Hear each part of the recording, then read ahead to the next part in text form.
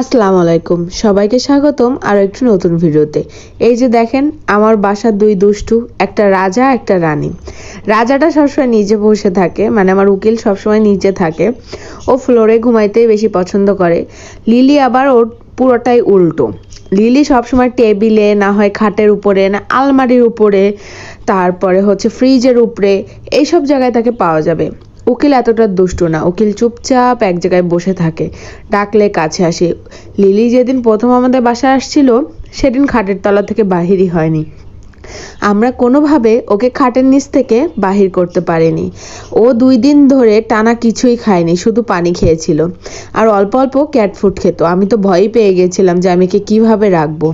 মাশাল্লাহ এখনও অনেক কাছে আসে, ও এখন সব কিছুই খায়, শুধু ভাতটা খায় না, মাছ আর গোশ খায়।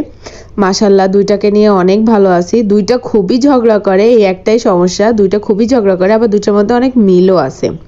আজকের ভিডিওটা কেমন লাগলো সবাই জানাবেন। ভালো থাকবেন, সুস্থ থাকবেন। আল্লাহ হাফেজ।